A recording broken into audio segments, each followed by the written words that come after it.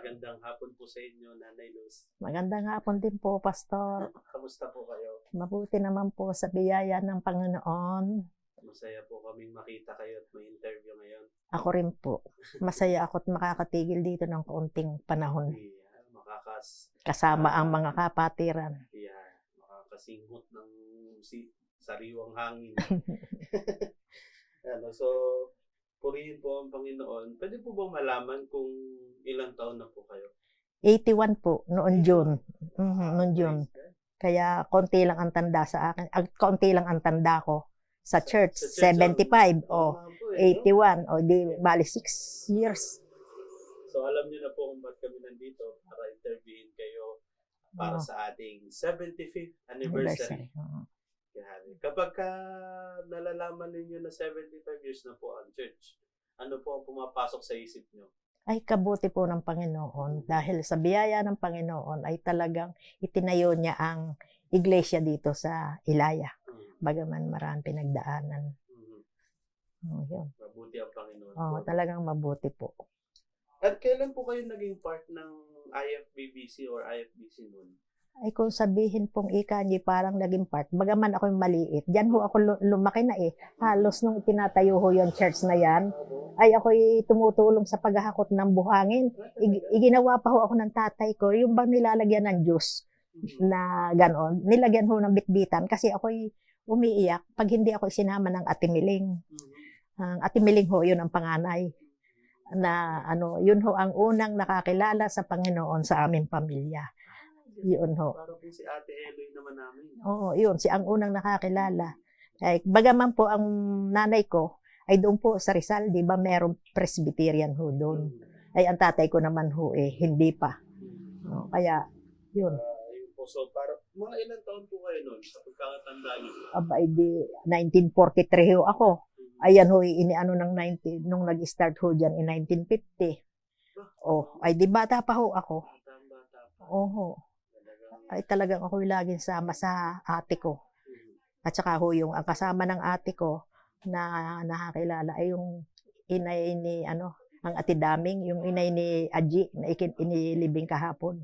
Yun ho, silang dalawa lagi ang magkasama na pupunta sa church. Yun pala ay talagang nasaksihan niyo po nasaksihan ko ho. Una, pasimula nung tayo ang iglesia. At saka talaga, doon ko ho nakita, pag naalaala ko ngayon, sabi ko, grabe ang pagsasakripisyal giving ng mga mananampalataya ho nung una. Mag-aalaga ho sila ng baboy para ibigay lang ang perang pinagbilhan para maipatayo ang simbahan.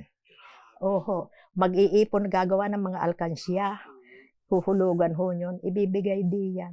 At ang pagkapagtayo ho nun ng church, ay yun hong Mamay Inong, yun hong parang pinakamatanda. Kaibigan ho niya yung Tantaw sa Batangas na Lambert, doon nangungutang ho siya. Kaya yung mga naiipong ibinibigay ng mga sacrificial giving, ipambabayad ho sa utang.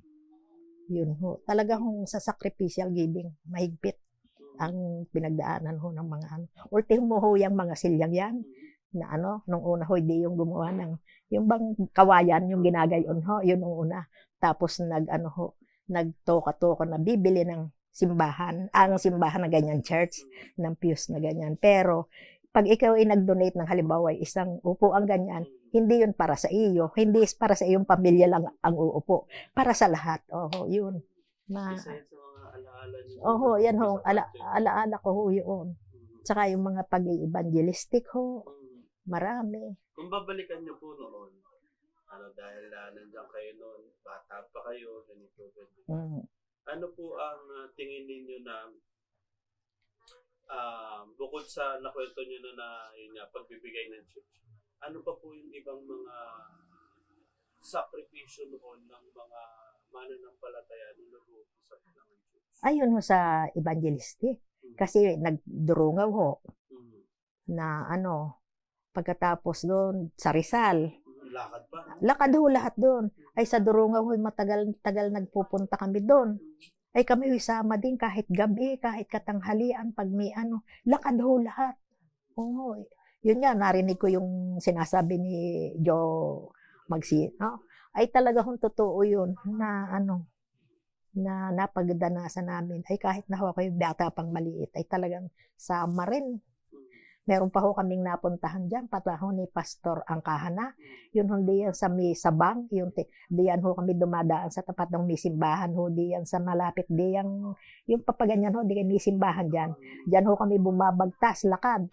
May dalang, yung Petromax, ang ilaw paggabi, si Pastor Angkahana. Dadaanan ho namin yun, yung ang tawag ay Batalang Bato, na yung may ilog sa ilalim ng dinadaanan ng mga bato. Sama din ho. Oo, sakripisyo. Bakit po tingin ninyo, nung iisipin nyo noon, bakit nyo ginagawa yun? Ay para ho yung, kasi ang ipinapangaral nga lagi ho, ipangaral ang ebanghelyo sa lahat. Siyempre, pag niyaya naman ho ng pastor na tayo mag-evangelistic doon, sama naman ho kami. Wala hong, hindi, at talagang masipag ho. Wala akong tumatanggi kahit ho yung pag nakakarating dito pumasok, yan sina Rebe ng high school, galing Batangas. Pagdating ho diyan, ipapasok lang yung gamit nila. Lakad ng papuntang Durungaw hanggang gabi na ho. Lahat ho, yung mga nag-aaral dito. Ganun ho ang gawa na ano. Parang yun ang pinaka-ano. Oho. Fellowship nyo na din. Oho. At pagka ho, yung minsay na ulan, hindi ho makakabalik sa gabi. Doon ho kami tutulog kina Norma, kung inyong naano yung sina Norma, yung bahay doon. Doon ho matutulog, tabi-tabi yan. Malimit niyang magkatabi si Rolit, si Perla. Nung maano yun sa higaan, yung hila-hilira na lang. Lagi pag umaga naman hong dadaan, dito, lakad na ho. Anuhin naman ho diyan. Mga kamag-anakan din na sabi, ayan, inumaga ang mga paniki. Sabi, gayon ho sabi sa amin. Paniki daw ho. Mga gising kasi sa gabi. Baga na daw ang mga paniki. Yan. Ayun po ang isa sa mga alaala ko noong una. Nasaksihan niyo po ba ang unang anibersaryo ng iglesia? Apay, ang unang anibersaryo nun para hindi ko toong tanda ang anibersaryo yung yung malaki, parang yung simple lang ho ang hindi yung kagaya ngayon. Nandun na po kayo? Ha? Nandun na po kayo? Nakakadalo na ho ako. Na pinagdiwang niyo ba ang first anniversary or parang normal lang na dumaan parang ganun? Pakiwari ko ho yung kung saan yung nabanggit lang, pero yung ika nyo ngayon parang kagaya ngayong atin talagang pinag-ukulan na 1 linggong ito'y anniversary. Hindi po gano'n. Hindi ho gano'n. Simple lang. Simple lang ho. Inaalaala din kung ilan ang taon, pero gano'n ho, simple. Sino ang unang pastor? Si Pastor Bisco ho. Francisco Bisco. Simula pa nung unang-una ho. Bata pa. Masasabi din natin na siya ang unang pastor. Siya ang unang, kasi doon nga ho na sa ibaba, nagsimula nun. Ano po ang aral na hindi nyo malilimutan mula po sa unang pastor, ang Pastor Bisco, na hanggang ngayon ay dala-dala nyo pa rin? Yun ho ang isang aral kong natutunan din sa kanya. Yung stricto ho, ay ka-strictohan ho. Kasi yun, at saka ho yung mahigpit, kahit sa pagbibigay, sa giving ho. Sa tsaka yung stand mo sa yung ika nga be not unequally na sa mga gawain ng ng mahigpit ho talaga. Kahit nga ho noon, siyempre nung unang panahon, lagi yung ika nyo yung pag-undas, di ba yung may mga padapadasal. Pagka ho, kaya ho marami ang galit sa mga manampalataya dito sa Ilaya. Pag ho, siyempre kamag-anak nyo, halimbawa, imbitahin nyo at kayo may padasal. Minsan ho, hindi na nadalo. At dahil doon nga ho sa aral na, siguro kahit na gano'n, minsan iba ang tanim sa yung akalay pagbihin at ang equally, akalay lahat ng hindi, lahat hindi na pwedeng puntahan. Kaya yun. Pero tama din naman yun. Mahigpit ho talaga. Yun nga ho, pag ay naalaala, ako'y nagpapasalamat sa Panginoon at ako'y namulat sa mahigpit na turo. Dahil kung hindi namulat sa mahigpit na turo ngayon, kagaya ngayon, ang daming ng mundo. Madali kang mahihila ng mundo. Yun ang naano ko. Sabihin, malaking tulong. Malaking tulong ho sa akin. Yung sa pananampalataya. Sa pananampalataya talagang nagpatibay sa sa Panginoon. Kasi we are gusto natin na na makita pa rin kung ano ang pinagmulan ng church at kung nasa na tayo ngayon. And sa kabutihan ng Panginoon, still, nandito tayo. Dahil din sa mga mahigpit na turo. Doon sa mahigpit na turo. And we're praying na mapanghawakan pa rin natin yun hanggang sa dumating ang Panginoon. Yun nga ho. May mga ilan lang na konti tayong ina-adjust, pero purihin ng Panginoon dahil po doon tayo namulat, lalo po kayo. Na-experience niya po yan. Ano po ang may idudugtong pa po ako, Pastor, na isang hindi ko malilimutan, yung sabi ko may karanasang parang masakit.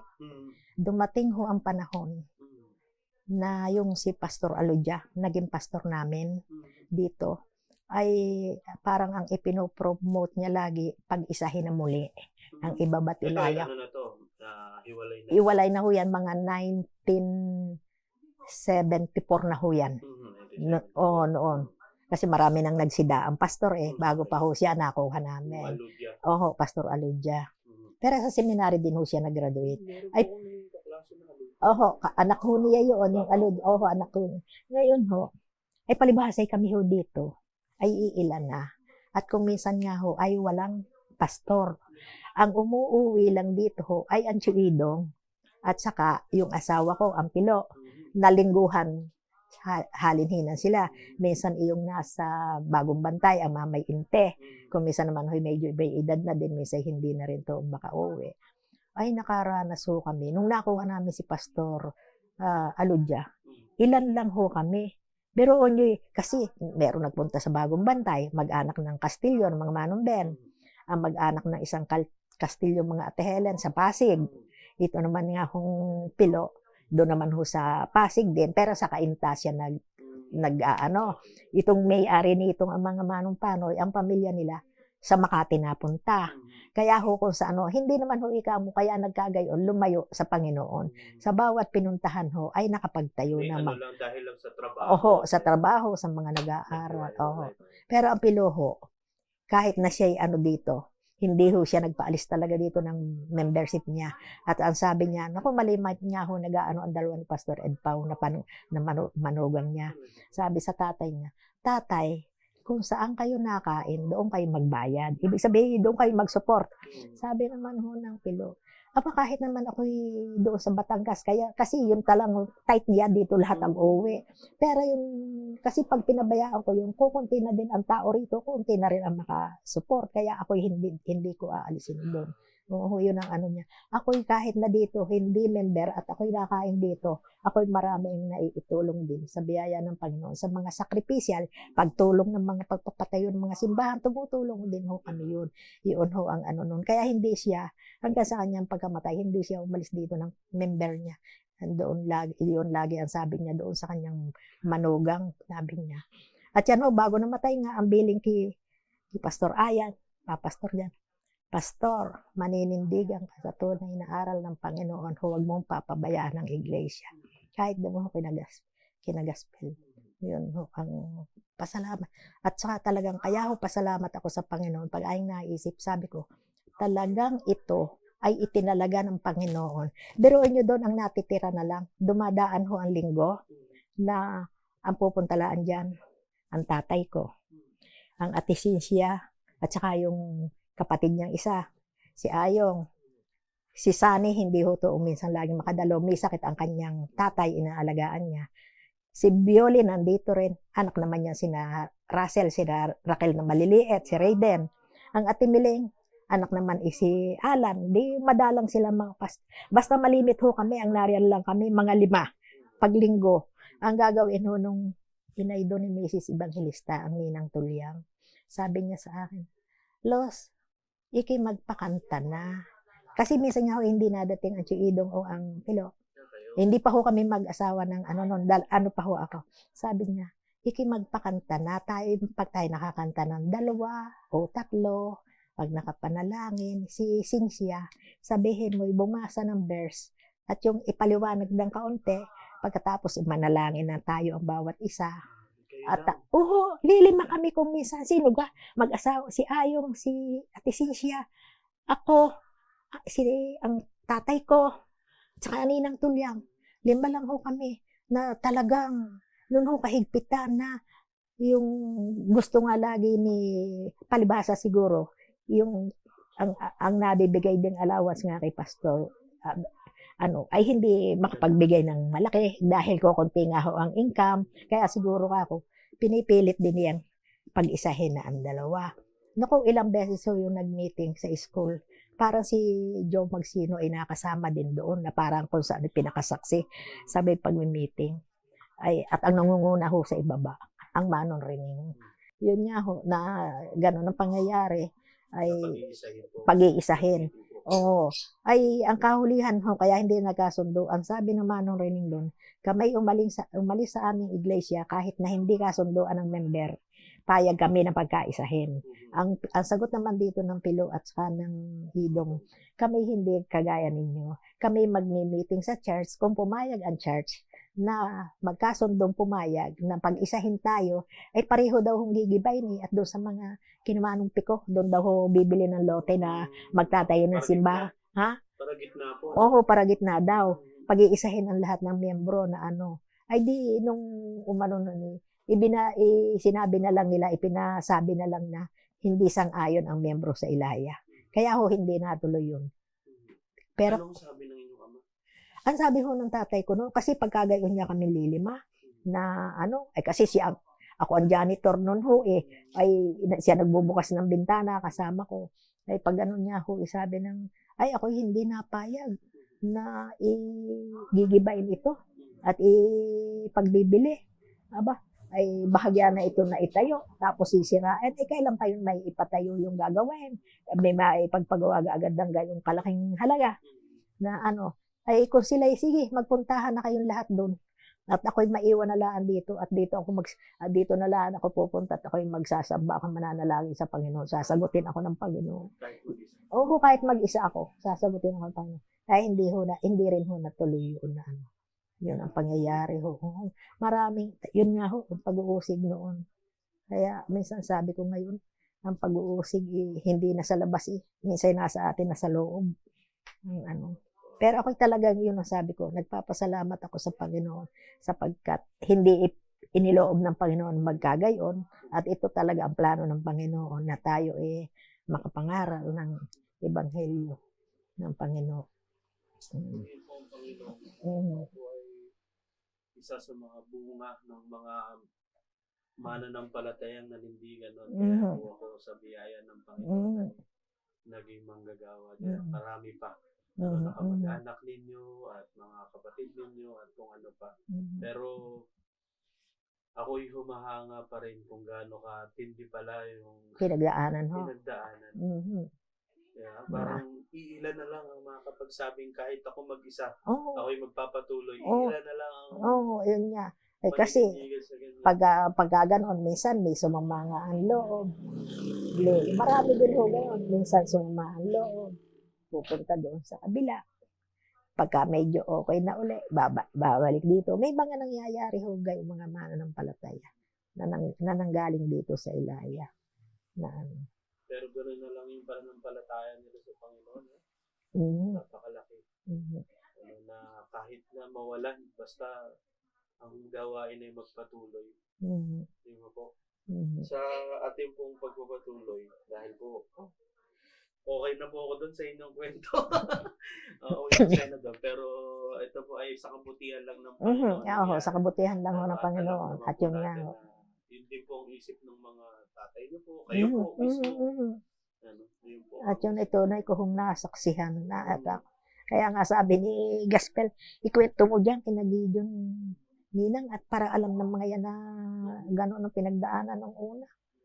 Malaman ko yun, talagang ako'y magiging proud na ulit ko lang Baptist Bible Church. At yan ho si Esther ang kauna-unahang naging Bible woman namin.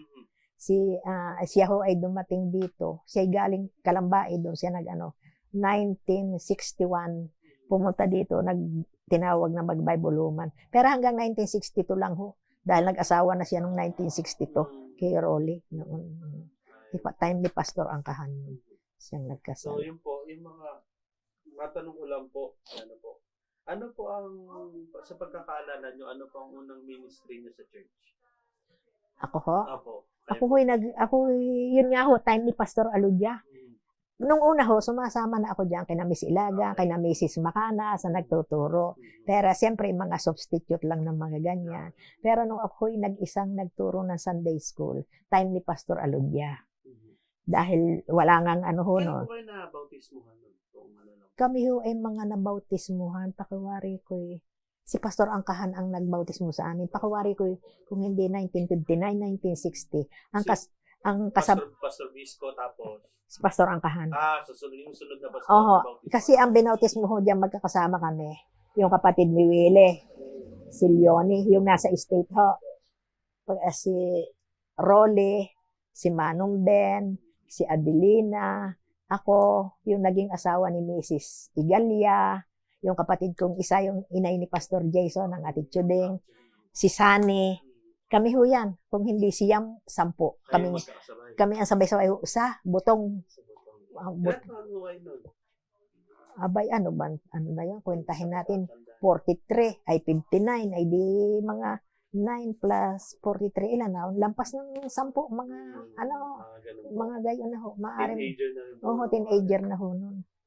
At kami ho, pag nun kami may junior worship noon. Yan, tinuturuan niya si Rolly, si Manong Ben, yung si Ino na asawa ni Sally. Tinuturuan ho yung mag-message ni Pastor Visco noon. Diyan ho sa Mamay Inong na bahay, kami nag-church noon nung hindi pa naitayo ang So, nung simbahan. then napag-desisyonan na po na hindi na napag-desisyonan na po ng Diyos na hindi na pagsasamahin.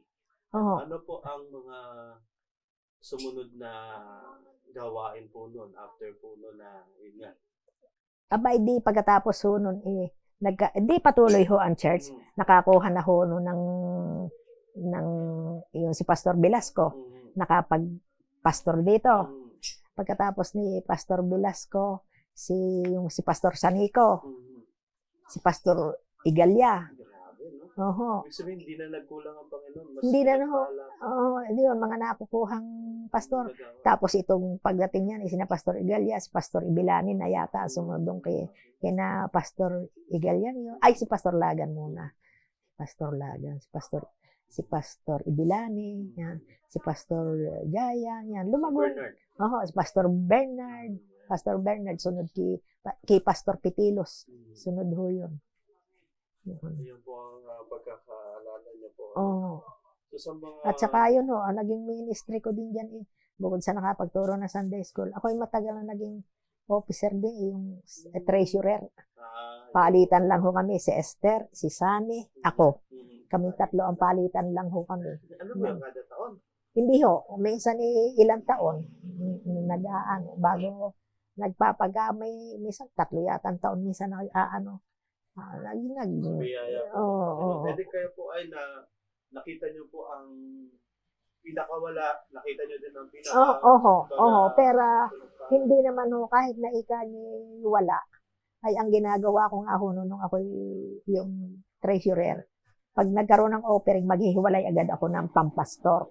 Yung mga kasi siyempre, kahit noon nung una, kahit na hindi, minsan, kagaya niya, sina Pastor Lagan, minsan may anak, pwede gahong makabali, bibili lang ng gatas, o yung pwede gahong kunin ko yung hanggang 15, na gano'n. Si Pastor Bernard. Kaya ho pa yun ang inuuna muna. Bago napapahuli ang pero sa biyaya ho ng Panginoon, hindi pinagkulang ng Panginoon na ikanyo'y pagdating ng katapusan ng taon deposit na Hindi naman ho, lagi pa rin minatitirang kahit kaunti. Salamat po sa sa pasilip nun. Kayo ang isa sa pinakagusto na kwento talaga nangyari. Napaka-detalyado at malinaw pa sa pag-iisip ninyo. Based po doon sa mga kanento ninyo. Bukod po doon sa mga nakwento nyo. Ano po talaga yung pangyayari na hindi nyo makakalimutan talaga na kapag nakikita nyo yung church, talagang yun ang naaalala nyo yung pangyayari na yun? Abay, di ang pangyayari hong yun ikuan. Nung aking makilala ang Panginoon, na aking tagapagligtas, na talagang siya lamang makapagligtas sa akin. At simula nun ipinagkalooban ako ng Panginoon, lagi ang hini ko, bigyan niya ako ng matibay na pananampalataya sa Kanya. na kahit ano Saan hong po ako. yun? Sino po ang taong ginamit? Abay din nun hong ako'y panahon din ho ni Pastor Bisco. Ako nga ho, sabi ko nga doon sa ano, ako'y naka 3 tanggap sa Panginoon. No. Oo, kasi pa siyempre bata. Ah, Na unang naging teacher namin si sa Sunday school pa. hindi ho, DBBS, Di ba? si Miss Plata at saka si Miss Santibanyes. Doon pa ho kami sa ibaba. Tapos naging teacher ko rin yan si Miss Ilagan, yung Miss Ilagan kapatid ni Mrs. Macanas. O yun ho, yung nagturo din ho yung teacher dito tapos lumipat ng seminary. Tapos pagkatapos ng seminary nagpunta ng estate. Yun ho, nag-ano rin sa akin. Nag-ano rin. Nag-share. At noong panahon namin yun ho, ang Sunday school ho, nakakatuwa. Laging may examine. Oo, may magtuturo sila. Magpapasaulo ng verse. Kung sinong ano. Ay ako may tuwang-tuwa. At talagang palibasa, wala naman niya akong iniintinding iba. Sa ulo sakay sa ulo. At saka yung mga pinag-aaralan. Kaya lang malimit ko ako laging nakaka-first prize. Kadami kong naibigay sa akin ni Pastor Biscong yung award. Yung Jesus Saves, yung Ambassador for Christ. O ilan yun. Tapos bibigyan niya ako ng Bible, yung mga... Ano po dahil nabanggit nyo, ano po ang pinaka-paborito nyong versikulo, verse sa Bible po na minemorize nyo noon? Ay di ang akin marami ang sa ulo ng mga John 3:16 mayroon. Pero nung tumagal ho sa aking nasabi, yung sabi sa 2 Chronicles 7:14, kung ang aking bayan ay tinawag sa aking pangalan, magpakumbaba at hanapin ang aking mukha at talikuran ang kanyang masamang lakad, akin siyang tatawarin sa kanyang kasalanan at diringgin ko ang kanyang yung panalangin at aking pagpapalain. Yun ay lagi ko. Tagalog po noon. At yun ho sinasaulo ko laging sabi niya, kung ang aking bayan, ang inilalagay ko ho sa aking sarili, kung ang aking anak na tinawag sa kanyang pangalan sa halip kung ang aking bayan yung bayang Israel ho ang tinutukoy niya, iniyaano ko ho sa aking sarili, kung ang aking anak na tinawag sa aking pangalan, magpakumbaba, hanapin ang aking mukha at talikuran ang kanyang kasalanan, aking siyang patatawan.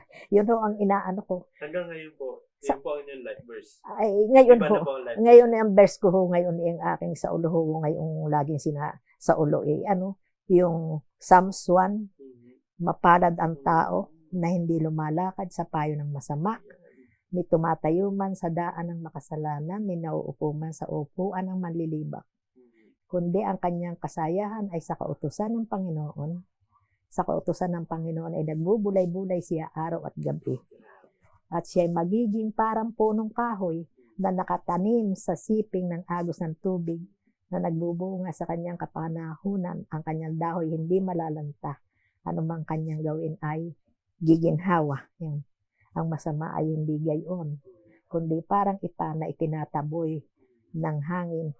Kaya't ang masama ay hindi tatayo sa paghatol ni sa kapisanan man ng matuwid. Yan. Yan ho'y paborito ko malimit niya ako. Pagka gabi, na minsan darating na hindi ka na makapag-basa, makapag-devotion hihiga na lang ho ako. Iisipin yung mga verse na aking bubulay-bulayan ng kahit na hindi ko na binasa sa Bible, yun na lang kung aking minimemorize at minimeditate ko sa akin. Kaya yun, nagpapasalamat ako sa Panginoon, sa kanyang biyayang yun. Hindi ko magagawa yun kung hindi sa tulong lang ng Panginoon. Kaya laging sabi ko, ang Panginoon lang ang nagmamahal sa akin talaga. Ay, meron pa akong favorite song ho. Ano po ang inyong paboritong kanta? Ay, ang kinakanta. No one ever cared for me like Jesus. Okay. Pwede po bang sample mo kahit yung pinakagusto nyong part doon sa song? Ano bang starting nun? Walang sino mang tulad ni Jesus. kaibigang lalo sa lahat. Sa dilim ng kasalanang gumagapos, ako ay iniligtas. Yun o ang first stanza. Chorus po. Ang Tandaan chorus. mo ba ang chorus? Walang sino mang tulad ni Jesus, kaibigang lalo sa lahat. Sa dilim ng kasalanang gumagapos, ako ay iniligtas. Yung buhat puso ko'y puto sa dusa't sala, nang ako ay masumpungan ni Jesus. Ngunit dahil sa pag-ibig niyang kaaya-aya, ako ay kinupkup at ipinag-adya. Yun. Grabe. Oo. Kundi dahil sa Panginoong Jesus lang. Oo, yun yan. Siya lang ang nagmahal, ng Oo, totoo. oo. Siya lang ang sumama ng totoo. And Siya kung lang. makikita natin po, ngayon po, na 75 years na, pinatunayan po ng iglesia na Talagang Panginoong Jesus talagang pinatunayan sumama ko. sa atin. Talaga ang Panginoon lang ho. Salamat. Ano po ang unang pumapasok o isang salitang pumapasok sa isip niyo? O kahit isang sentence na pumapasok sa isip niyo pagka nababanggit ang Inikbula. Kuwari, nasa ibang lugar kayo, tapos may nagbanggit ng galing po ako sa Inikbula Fundamental Baptist Bible Church. Ano po ang unang pumapasok sa isip? Ako po ay masaya dahil ako'y part ng Inikbulan Fundamental Baptist Bible Church na nagtuturo ng tulay na aral. Yan ho, hindi ko ho, kahit sinong magtanong sa akin, saan kayo galing? Ay, doon sa Batangas, doon sa may church kami doon. Yun ho. Proud. Proud ako talagang sinasabi ko sa kanila. Minsan nga marami ako nakakaano mga, Jehovah Witnesses. Malimit kami nagkakausap niyan. Siyempre, hindi ko naman pag siya nakikipag-usap sa amin. Magsalita siya. Di ako naman nagsasalita rin ng patungkol sa atin. Marami kaming napapatag talakayan na kung nagbigay siya sa akin ng birthday, papaliwanag ko rin sa kanila. Yun po yung talagang isa sa mga ang sarap sabihin na parte tayo ng Fundamental Baptist Bible Church po. At lastly po, isa po sa mga nais po ng church na syempre magpatuloy. Ano po ang nais ninyong bigay na encouragement sa mga bago pa lamang, kami po mga bata, encouragement po mula po sa inyo na nakasaksi mula noon? Ang aking masasabi sa lahat ng mga anak ng Panginoon na narito, na nakakilala sa Panginoon, ay huwag manghihina ang loob nila. Anumang pagsubok ang pagdaanan ay basta laging unahin na lapitan ang Panginoon at hindi ka pababayaan ng Panginoon. Bibigyan ka ng lakas para makapanindigan kung ikaw lang ay talagang susunod sa Panginoon. Yun ho. Yun. Salamat po sa encouragement. Meron pong picture dito at gusto ko pong ikwento ninyo o kung naalala nyo kung anong meron na to, kung sino yung mga taong nandito. Areho birthday ni Areho si PE 10th birthday. 10th birthday at kami naman ho 15 years na kasal. Kami ho naghanda diyan sa bahay. Ito yung picture na ito. Ano po ang naalala niyo dyan? Ate Pe, kayo nakikita niyo din siya ngayon. Batang-bata pa siya. 10 years pa lang siya. 10 years old siya noon. Kami na may 15 years old.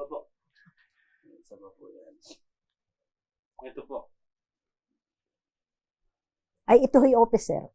Kami yung mga officer. Deacon, secretary, treasurer, yan, mga ho yun ang aming,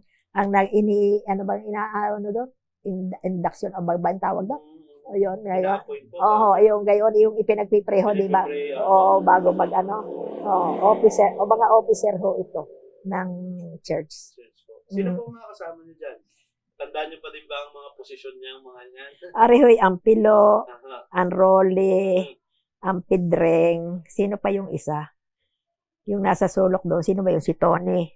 Yun ho ay, Deacon. Si Odette, at saka ako ho, ay sa misyon.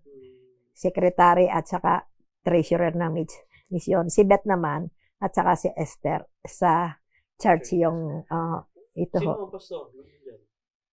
Aba, sino gang... Kung pagkakatanda ninyo, sino ang pastor niyan? Ay, ito ho si pastor. Baka ito yung nawalan din kami ng pastor kasi kung minsan pumupunta rin si pastor Salit dito. Okay. Dahil na meron, hindi ho diretsuhan ang pagkakaroon diyan ng pastor eh. Meron so nung minsan napalang pag umalis yon wala ka agad matawag at at saka ang isa hong pinakamasakit ding diyan, hindi ho makakuha ng pastor dahil palibhasa nga ay kung saan ay parang ika nila magulo. Magulo, walang pumuntang pastor at natatakot dahil din nga ho sa mga parang ikay mga pag-uusig na Dahil isa din po, matandang church nga kasi. Oho, Takot ang mga pastor. oho. Ayan si Pastorya daw, yan ang akala namin siyang pupunta rito magiging pastor. Ay nung kami nagpunta doon Esther sa seminary, nung aming itinanong kung kailan pupunta dito si Pastorya daw, ay hindi daw pumunta at hindi daw tinanggap at sa Baguio daw nagpunta. Ay di napapunta ho dito si Pastor Mario Pitelos. Yun ho, minsan, yung dahil sabi nun ang nagbibigay nun ng yung si Pastor Payokong na siyang in charge sa mga pagbibigay sa mga church noon, ng mga mag-i-intern, ay ayaw daw, sabi niya, at pumunta daw. Takot daw. Ito po, last na picture. Ay, ito ho, ikuwan. Ano gang okasyon ito? Parang, basta lang ho, nung makatapos ang service ikuwan, nagpicturan aring mga mag-asawa, ay mag-asawa rin ni Susan, mag-asawa ni Bioli, mag-asawa ni Beth, mag-asawa ni Perla, mag-asawa ni Esther, mag-asawa ni Pastor Ibilani, mag-asawa kami ng Pilo. Panahon niya ni Pastor Ibilani. Na Ito ang namimiss kong makita sa church. Itong mag-aasawa na ito. Oo. Grabe. Isa po sa mga pagpapala talaga ng Panginoon.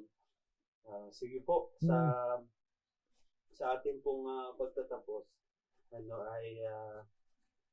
meron po, gusto po ng church sana na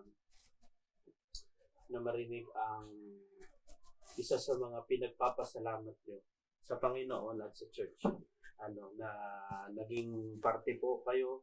Ano po ang gusto nyong ipagpasalamat sa Panginoon dahil naging part kayo ng IFBC? Pinupuri ko po at pinapasalamatan ang Panginoon sa kanyang biyaya sa aking buhay na ako nga ay pinaabot ng ganitong taon na siya ay aking nakilala at nawa ay hanggang sa katapusan ng aking buhay ay siya ang aking pupurihin, sasambahin at paglilingkuran. Iyon ang aking masasabing pasasalamat at patotoo ko sa ating iglesia. Kaya ang bawat isa ay magpatuloy tayo sa paglilingkod sa Panginoon. Yun po. Huli po, pwede po bang pakibati ang church na happy 75th anniversary IFBC? Happy 75th anniversary IFBBC. Ayan. Maraming Praise God, bless us all. Amen. Thank you so much po. Pwede ko po ba ipag-pray ko muna kayo? Opo. Opo. Let's pray po.